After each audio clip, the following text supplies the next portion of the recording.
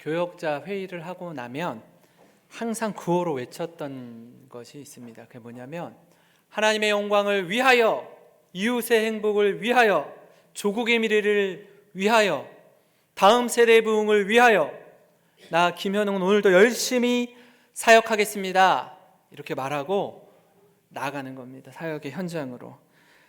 모일 때마다 또 회의 때마다 모여서 이걸 외쳤기 때문에 지금도 아주 생생하게 기억하고 있습니다. 교회가 무엇을 붙들고 나가야 되는지 그 목적과 비전을 분명히 알고 또 계속 외치고 가슴에 새겼던 내용이기도 합니다. 아주 오래전 이야기인데요. 건배사를 하면서 이렇게 하는 그 사람들 또 그 공동체와 특징들이 나타난다라고 합니다.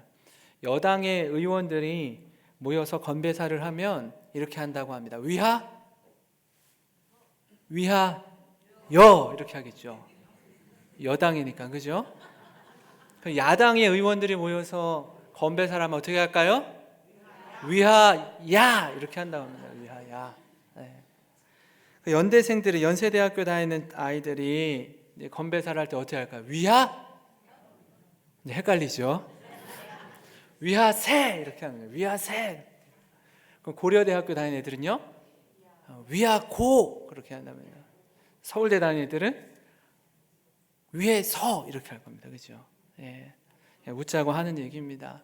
근데 아이들이 내가 어디에 속해 있고 내가 어떤 방향으로 나아가야 되는지 또 이렇게 축제와 또 기쁨의 시간에 외치는 구호들이 있습니다.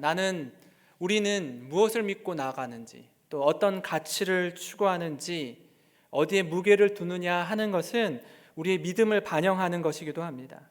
우리가 사는 세상이 물질 만능주의 세상이라고 말합니다. 그래서 그 가치를 추구하고 믿으면 우리는 모든 것을 물질에 집중하며 살아갈 것입니다. 또 그보다 더 중요한 가치가 사람들과의 관계에 있다라고 생각하는 사람들은 돈으로 사람을 사고 돈으로 사람의 마음을 살 것입니다. 또는 명예가 최고의 가치라고 생각하는 사람은 명예를 추구하는 인생을 살아가게 됩니다. 내가 목표로 삼고 내가 이것이 인생에 있어서 가장 큰 가치라고 생각했던 걸 추구하고 살다가 그것을 잃어버리거나 그것을 내려놓아야 하는 순간에 맞닥뜨리면 기초를 잘못 쌓았기 때문에 와르르 무너지는 사람들의 모습을 곳곳에서 살펴보기도 하고 그러한 삶이 또한 우리의 삶의 면면이기도 합니다. 우리 역시 마찬가지입니다. 여러분 피땀 흘려서 수고하고 애써서 모은 수입의 어떤 부분이 있지 않습니까? 가계부를 쓰십니까? 저는 쓰고 있습니다. 가계부를 쓰면 이렇게 하나하나 정리를 하는데 지출 항목들을 보기 시작하면 우리가 어디에 얼마만큼의 금액을 사용하는지 한눈에 들어오게 됩니다. 자녀 양육에 올인하는 부모님들은 수입의 많은 부분을 자녀 양육비로 지출합니다. 이전에는 그랬습니다. 내가 많이 못 배웠기 때문에 우리 자녀들만큼은 학교를 좀 나오고 좀 번듯한 직장을 다니고 할 수 있도록 논과 밭을 팔아서라도 내가 힘이 닿는 데까지 수고해서라도 자녀들을 잘 가르치려고 합니다. 그래서 이전까지는 부모 세대보다 자녀 세대가 훨씬 더 학력이 좋았습니다. 지금까지는 그랬습니다. 그러나 앞으로는 반대의 역전의 현상이 일어나는 세대가 나오게 될 가능성이 굉장히 높습니다. 이제는 부모 세대보다 못한 자녀 세대를 양산하게 될 수 있습니다. 아이들을 어떻게 가르치고 양육해야 되는지 거기에 마음이 쏠리면 그곳에 많은 수입의 부분을 지출하게 되어 있습니다. 집이 없어서 늘 떠돌이 생활을 하고 2년마다 한 번씩 집을 이사하고 고생 하다 보면 내게 집이 필요합니다. 집을 얻기 위해서 많은 부분을 대출받아서 집을 사고 또 이자와 원금을 갚고 하는 분들은 또 그것에 많은 부분을 쏟게 되죠.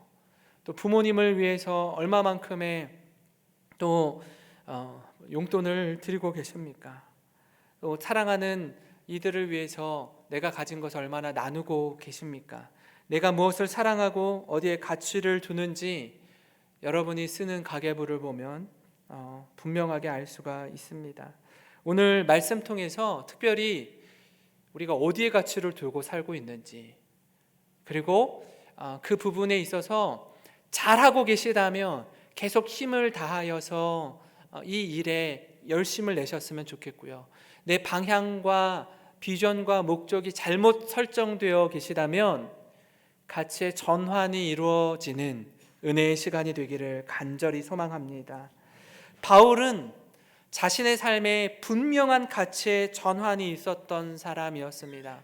예수 그리스도를 만나고 예수 그리스도가 누구신지 분명하게 깨닫고 난 이후의 삶과 그렇지 못했던 삶의 모습은 전혀 달랐습니다.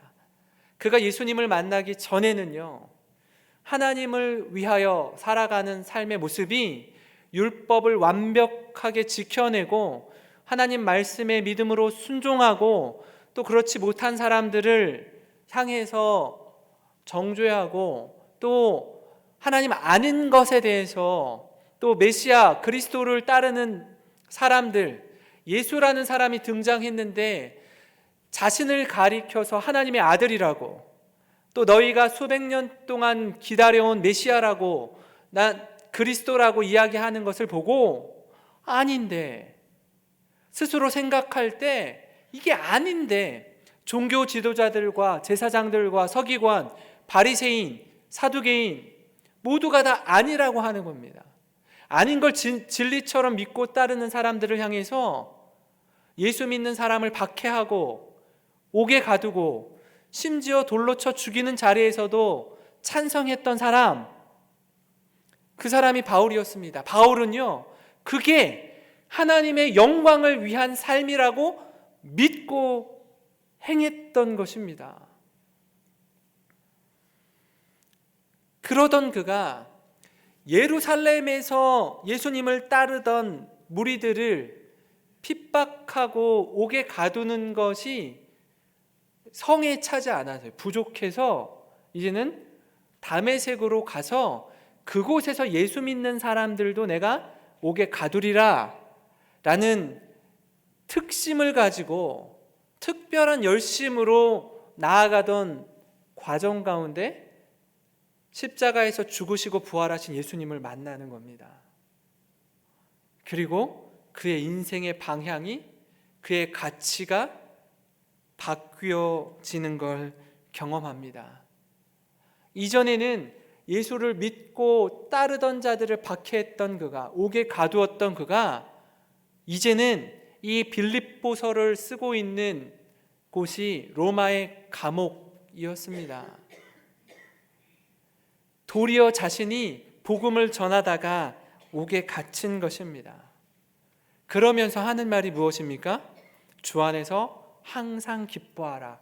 내가 다시 말하노니 기뻐하라. 사실은요, 이건 빌립보 교회의 성도들이 누구에게요? 옥에 갇힌 바울에게 써야 좀 자연스러운 표현 아닙니까?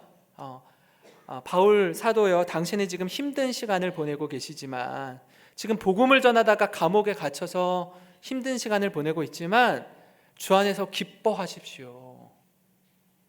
좀 그게 더 자연스러울 것 같아요. 근데 이제 반대로 감옥에 갇힌 사람이 뭐가 그렇게 기쁘겠습니까? 무엇이 그렇게 즐겁겠습니까? 도리어 옥 밖에 있는 빌립보 교회 성도들을 향해서 주 안에서 기뻐하라. 내가 다시 말하노니 기뻐하라. 이렇게 반복해서 쓰는 게 수고롭지 않다. 자연스럽고 당연하다. 어떻게 이럴 수 있을까요? 옥중에서 도리어 주 안에서 기뻐하라고 말할 수 있는 이유를 우리 같이 좀 살펴보려고 하는데요. 그 첫 번째는요, 예수님을 인격적으로 만났기 때문에 그렇습니다. 사도 바울이 예수님을 만나기 전에는 예수님이 메시아, 예수님이 그리스도라고 믿지 않았습니다. 그래서 그렇게 말하는 사람을 죽이는 것이, 그렇게 그를 따르고 추종하는 사람을 옥에 가두는 것이 하나님을 기쁘시게 하는 삶이라고 믿었던 겁니다. 빌립보서 3장 3절을 말씀 보면요, 하나님의 성령으로 봉사하며 그리스도 예수로 자랑하고 육체를 신뢰하지 않는 우리가 곧 할례파라, 이렇게 말씀합니다. 누구를 만나느냐, 이거 굉장히 중요합니다. 우리 삶에 누구를 만나느냐는 건 이렇게 새 학기를 앞두고 있고 새로운 곳에서의 삶이 시작될 무렵에 우리 성도님들을 신방 가서 만나면 그 기도 제목 가운데 많은 분들이 이렇게 기도해달라고 요청합니다. 뭐냐면 우리 사랑하는 자녀가 이제 새로운 학교에 입학을 하게 됩니다. 새로운 선생님과의 만남의 축복, 또 낯선 친구들과의 만남의 축복으로 함께해서 우리 아이가 좋은 선생님, 좋은 친구들을 만날 뿐 아니라 우리 아이도 그들에게 있어서 좋은 친구가 되게 해주십시오 라고 기도를 부탁하는 분들을 봅니다. 왜 이게 중요하죠? 사람은요, 좋은 사람 많이 만나다가도 딱 한 사람 잘못 만나서 뜻밖의 큰 어려움을 겪거나 인생이 망가지는 경우가 있거든요. 그런데 그렇게 힘든 시간을 보내다가도, 인생의 바닥을 치다가도 사람을 한 사람 잘 만나면 완전히 이전과는 전혀 다른 인생의 놀라운 변화를 경험하기도 합니다. 아마 주변에서 종종 보셨을 겁니다. 사람을 잘 못 만나서 어려움을 겪고 있는 사람도 보셨을 것이고요. 이 사람 별 볼 일 없는 사람이었는데, 내가 알기로는 이 사람 뭐 그랬는데, 사람 하나 잘 만나서 전혀 다른 인생을 살아가는 사람도 만나보셨을 겁니다. 사람을 하나 잘 만나도 그런데요, 우리 주 예수 그리스도를 만나면 우리 삶이 놀랍게 변화될 뿐 아니라 영생의 선물을 받을 줄 믿습니다. 또한 자랑의 내용이 달라지게 될 줄 믿습니다. 오늘 이 빌립보서를 쓰는 바울이 너희들 안에, 빌립보 교회 안에 거짓 교사들이 있다, 그 가운데 봉사하는 사람들, 교회를 섬기는 사람들, 또 교사들 가운데 거짓 교사들이 있는데, 그 교사들이 하는 말이 예수님을 주로 고백하는 것뿐 아니라 육체의 할례를 받아야 구원 얻을 수 있다라고 가르치고 있는데, 그 가르침은 잘못된 가르침이다라고 바울이 알려주고 있습니다. 교회 곳곳에서 섬길 때, 또 이렇게 우리 교회처럼 역사와 전통이 있는 교회를 섬기는 가운데, 제가 어느 교회 갔더니 어떤 한 권사님이 그러시더라고요. 저는 중등부를 30년 섬겼습니다. 근속해서. 이렇게 말씀하시는 분들이 계세요. 우리 교회보다 더 훨씬 오래된 교회였는데, 또 어떤 분들은 나는 식당에서 섬기는 걸 수십 년 했습니다 하는 분들이 계시더라고요. 그 쉽습니까? 보통 마음으로 되겠습니까? 중간중간에 고비고비가 얼마나 많겠습니까? 아이들 가르치는 거요? 결코 쉽지 않습니다. 봉사하는 거요? 힘을 들여서, 마음을 들여서 섬기는 거요? 쉽지 않습니다. 그런 오랜 시간을 섬긴 분들이 계시는데, 이분들이 신앙의 아름다운 본을 보이면 많은 후배의 그 그리스도인들이 얼마나 권사님을 존경하고 존중하고 따르는지 모릅니다. 그런데 이게 그렇지 않은 경우들이 종종 있더라고요. 그러면 어떻게 해요? 처음 신앙생활을 하는 사람들, 또 다른 교회에 있다가 여차저차해서 사정에 의해서 교회를 옮겨서 신앙생활 하시는 분들이 그 공동체에 들어가서 섬기고자 할 때 잘 다독이고 가르치고 잘한다 잘한다 하고 격려하면 너무나 아름답고 이상적인 공동체가 되는데, 그러지 않은 경우는 쟤 누구지, 어디 못 보던 애가 왔네 하나, 쟤는 뭘 안다고 저렇게 열심을 내지 하고 이렇게 한마디 두마디 던지면 새로 오는 사람들이 그 안으로 들어오지 못합니다. 주변에 보면 다 오랫동안 했던 서로 끈끈한 막역한 사이의 사람들만 똘똘 뭉쳐 있고, 새로 오는 분들은 그 안에 들어가지를 못합니다. 그런 걸 고착화라고 합니다.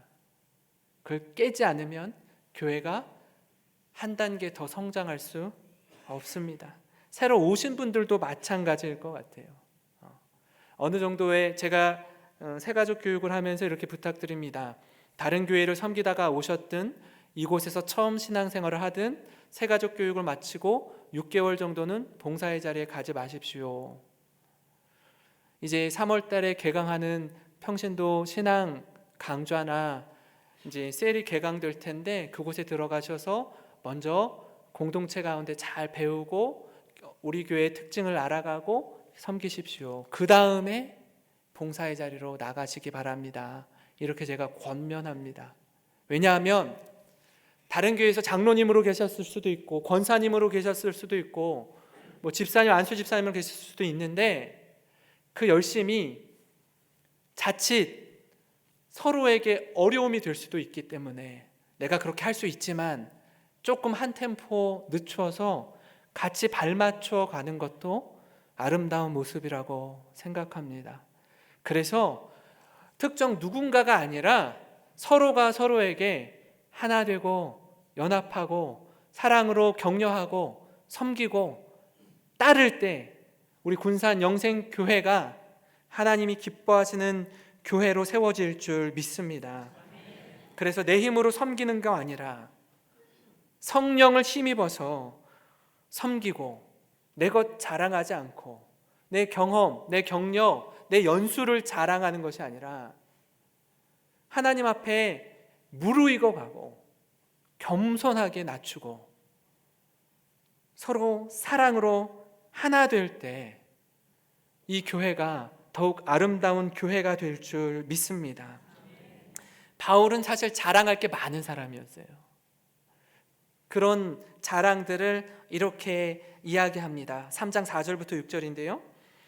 그러나 나도 육체를 신뢰할 만하며 만일 누구든지 다른 이가 육체를 신뢰할 것이 있는 줄로 생각하면 나는 더욱 그러하리니, 나는 8일 만에 할례를 받고 이스라엘 족속이요 베냐민 지파요 히브리인 중에 히브리인이요 율법으로는 바리새인이요 열심으로는 교회를 박해하고 율법의 의로는 흠이 없는 자라. 이게 지금 자랑거리인 거예요. 다 엄청나게 많습니다.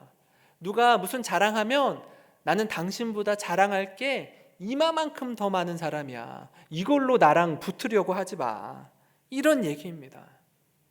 그런데 그렇게 자신이 자랑으로 삼았던 그 모든 것들이 예수님을 인격적으로 만난 후에 이 모든 배경과 자신의 열심은 자랑이 되지 못함을 깨닫게 된 겁니다. 제가 오래전에 대전에서 사역할 때 중등부 부장님으로 계시다가 강원도에 가셔서 한 5년 정도 이렇게 우유 납품 대리점을 운영하시다가 오신 집사님을 만났습니다. 제가 오기 전에 이미 중등부를 오랜 시간 섬겼었고, 제가 왔을 때는 강원도에 계셨습니다. 강원도에 계시다가 이제 5년의 시간을 마치고 다시 대전으로 와서 이렇게 함께 이야기를 나누는 시간을 갖게 되었는데요. 그분과 이런저런 이야기를 주고받다가 그분이 이렇게 명함 하나를 저한테 이렇게 주시더라고요. 보니까 이렇게 강원도 어디에 무슨 우유의 대리점 점장 누구 이렇게 있었습니다. 뭐 그냥 그런가 보다 하고 이제 명함을 돌려서 이렇게 뒤를 봤더니 또 이런 내용이 있는 거예요. 강원도 무슨 교회에 중고등부 교사 누구 명함에 그걸 판 거예요. 이렇게. 대전에 있는 교회는 엄청나게 큰 교회입니다. 자랑할 게 많은 교회입니다. 근데 강원도는요, 아이들이 10명이요 5명도 안 될걸요. 중고등부 합쳐서. 아주 작은 개척 교회에 교사로 섬기는 일입니다. 근데 그 명함을 자기와 거래하는 사람들에게 줄 것 아닙니까? 나의 본업은 중고등부 교사입니다. 이게 그분의 고백이었어요. 하나님을 경험한 사람, 또 하나님을 알아가면 알아갈수록 더욱 겸손하고 진실하게 자신이 맡은 삶의 자리에서 아름답게 살아가는 모습, 그 모습이 우리의 모습이기를 간절히 소망합니다. 옥중에서 도리어 주 안에서 기뻐하라 이렇게 말하는 바울을 보면서 그렇게 말할 수 있는 이유는 두 번째는요, 가치의 전환이 일어났기 때문에 그렇습니다. 3장 7절부터 9절까지의 말씀입니다. 아까 4절부터 6절까지 엄청나게 자기 자랑을 했어요. 그러나 7절부터 이렇게 나옵니다. 그러나 무엇이든지 내게 유익하던 것을 내가 그리스도를 위하여 다 해로 여길 뿐더러 또한 모든 것을 해로 여김은 내 주 그리스도 예수를 아는 지식이 가장 고상하기 때문이라. 내가 그를 위하여 모든 것을 잃어버리고 배설물로 여김은 그리스도를 얻고 그 안에서 발견되려 함이니 내가 가진 의는 율법에서 난 것이 아니요 오직 그리스도를 믿음으로 말미암은 것이니 곧 믿음으로 하나님께로부터 난 의라. 이렇게 고백합니다. 우리는 살아가면서 더 좋은 것을 발견할 때 내가 이전에 이거 진짜 좋은 건데, 이거 진짜 가치 있는 건데 라고 여겼던 것을 더 좋은 것을 발견했을 때 그걸 포기할 수 있습니다. 그러지 못하면 놓지 않습니다. 3살, 4살, 5살 되면서 아이들이 자기 소유욕이라는 게 생기잖아요. 전에는 그런 분별이 없기 때문에 할아버지 할머니가 뭐 세뱃돈을 주고 해도 그 가치를 모르죠. 근데 나중에 그걸 알게 되면 될수록 친구들이 집에 놀러 와서 같이 장난감을 가지고 놀 때 어떻게 합니까? 아이들이 이렇게 만져서 놀려고 그러면 이거 사실 쳐다도 안 봤던, 이미 나이가 연령대가 지나서 그냥 저 어디 구석에 있던 거여도 어떻게 하죠? 딱 뺐죠. 이거 내 거야. 이거 만지지 마. 그럼 다른 걸 걔가 건드리죠. 그럼 그것도 내 거야. 만지지 마. 다 내 거, 다 내 거. 야! 하고 막. 그럼 어떻게 하죠? 그 놀러 왔던 애 엄마랑 애가 이제 가려고 그러죠. 집에 이제. 다 자기 거, 다 자기 거 막. 더 놓지 않는 겁니다. 그럼 이 아이가 이걸 놓게 하는 방법은 뭘까요? 지금 가지고 있는 것보다 더 좋은 것을 보여주면, 그럼 그걸 놔야 그걸 가질 수 있으니까. 바울도 그랬습니다. 내가 하나님을 위하여 산다라고 생각했고 믿었고 그 일을 위해서 예수 믿는 사람을 핍박하고 옥에 가두었던 사람인데 그것을 자랑으로 삼고 의로 삼았는데, 아까 4절부터 6절의 내용이 나오지 않습니까? 막 자랑하면서 뭘 자랑하죠? 열심으로는 교회를 박해하고, 이게 자기의 자랑이었던 거예요. 근데 예수 그리스도를 만나고 가치의 전환, 인생의 터닝 포인트가 일어난 것입니다. 그리고 이제는 모든 것을 예수 그리스도를 위하여 다 가치가 없는 것, 무가치한 것으로 여기는 것 정도가 아니라 그걸 다 해로 여겼대요. 해로운 것으로 여겼대요. 해로운 것으로 여기는 정도가 아니라 배설물로 여겼대요. 그러니까 얼마만큼의 중요한 가치가 예수 그리스도에게 있느냐를 대조적으로 표현하는 말 아닙니까? 이 하나님을 경험한 것입니다.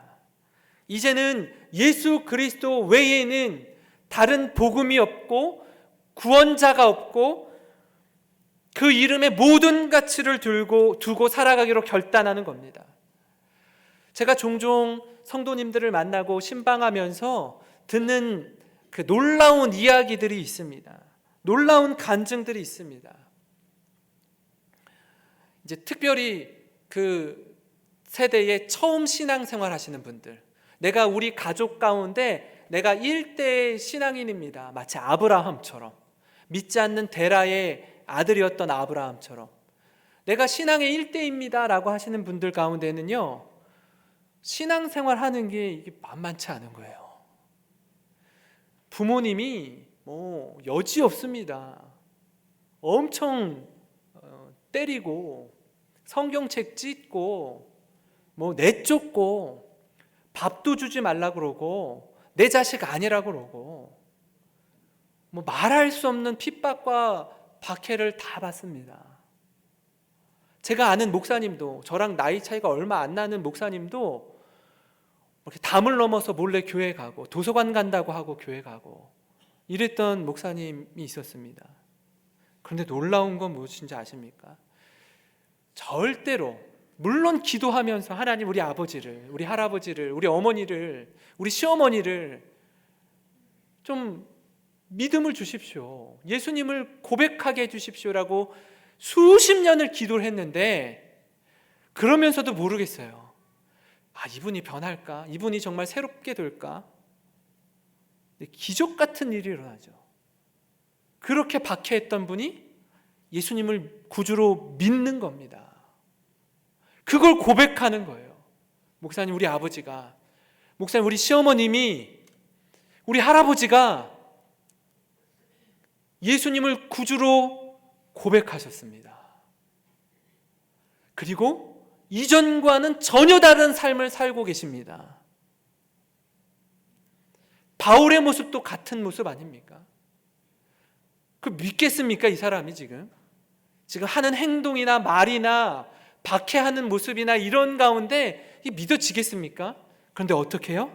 예수 그리스도를 만난 후에 인생의 놀라운 변화가 있게 된 줄 믿습니다. 그래서 이제는 바울이 말하기를, 내가 그리스도를 위하여 약한 것과 능욕과 궁핍과 박해와 곤고를 기뻐한다라고 말합니다. 고린도 후서 12장 10절입니다. 같이 한번 읽어보겠습니다. 그러므로 내가 그리스도를 위하여 약한 것들과 능욕과 궁핍과 박해와 곤고를 기뻐하노니 이는 내가 약한 그때에 강함이라. 아멘. 아까 빌립보서에서 뭘 자랑했어요? 자신의 출생, 자신의 신분, 자신의 열심, 자랑할 것들이 이마만큼 있다라고 말했습니다. 그런데 이제는 무엇을 자랑하지요?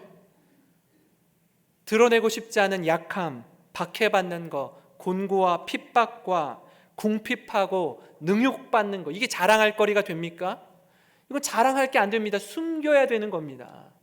근데 그걸 자랑했다라는 거예요. 왜요? 내가 약한 그때에 주님만이 드러나기 때문에. 아까 우리 할렐루야 찬양대가 찬양하는데 그 가사가 오늘 말씀과 동일한 같은 맥락 가운데 부른 고백 아닙니까? 내가 약해야, 내가 없어야, 내 힘으로 자랑할 게 없어야 하나님이 일하시고 하나님이 드러나실 것 아닙니까? 그렇게 하나님을 영화롭게 하는 삶, 하나님을 찬양하는 우리가 되기를 간절히 소망합니다. 그런가 하면 옥중에서 도리어 주 안에서 기뻐하라고 말할 수 있는 세 번째 이유는 믿음이라는 선물을 은혜로 받았기 때문에 그렇습니다. 3장 9절 말씀에 그 안에서 발견되려 함이니 내가 가진 의는 율법에서 난 것이 아니요 오직 그리스도를 믿음으로 말미암은 것이니 곧 믿음으로 하나님께로부터 난 의라, 이렇게 말씀합니다. 내가 갖게 된 의는 이전에는 내가 율법을 완벽하게 지켜서, 자신의 표현으로 뭐라고 하죠? 율법으로는 내가 흠이 없는 사람이다, 이렇게 말했던 바울이 그것으로부터 난 의가 아니라 하나님께로부터 난 의다, 이렇게 말합니다. 완전히 달라지게 된 것입니다. 에베소서 2장 8절 9절, 우리가 잘 암송하고 있는 말씀이기도 하지 않습니까? 너희가 그 은혜를 인하여 믿음으로 말미암아 구원을 받았으니 이것은 너희에게서 난 것이 아니요 하나님의 선물이라. 행위에서 난 것이 아니니 이는 누구든지 자랑하지 못하게 함이라. 하나님 앞에서 자랑할 거리가 없다라는 겁니다. 왜요? 하나님께서 주신 믿음이기 때문에, 그 믿음을 선물로 주셨기 때문에 그렇습니다. 사도 바울은 예수님을 믿지 않았습니다. 그뿐 아니라 예수님을 믿고 따르는 자를 철저히 박해했습니다. 하나님 앞에서 참 부끄러운 인생이었습니다. 그러나 하나님은 바울을 외면하지 않으시고 도리어 그가 주님의 도구로 사용되기 위해 그를 부르시고 믿음을 은혜로 선물로 주셨습니다. 이것이 기적이고 은혜인 줄 믿습니다. 그렇게 전혀 다른 삶을 살게 되었을 때 사람들이 웅성거릴 것 아닙니까? 저 바울이 예수 믿는 사람 감옥에 가둔 사람이었어요. 저 바울이 스데반이 죽을 때 찬성표를 던진 사람이었어요. 저 바울이 예루살렘뿐 아니라 다메섹에 사는 그리스도인들까지 오게 가두려고 그런 열심을 내던 사람이었어요. 그 모든 수군거림과 따가운 눈총과 의심들을 다 뒤로하고 하나님 앞에서 진짜 믿음과 가치를 발견한 것입니다. 그 믿음이 선명하고 분명했습니다. 그렇기에 참수형을 당하면서 자신의 목숨을 잃는 과정 속에서도 하나님을 향한, 예수 그리스도를 향한 믿음을 끝까지 지키며 생명 다해 복음을 전한 복음 전도자의 삶을 산 줄 믿습니다. 사랑하는 우리 군산 영생교회 성도 여러분, 세상은 모릅니다. 세상은 아직 알 수 없습니다. 그러나 이 경험을 먼저 한 우리들이 교회 안에서뿐 아니라 이제는 세상을 향해 나아가 이 복음을 담대히 전하고 외치고 이 지역사회 가운데 이제 날이 풀리면 전도의 자리로, 복음을 전하는 그 자리로 나아가 이 기쁜 소식을 세상 가운데 선포하는 우리 사랑하는 성도님들이 되시기를 주님의 이름으로 축원합니다. 축원합니다. 이 시간 우리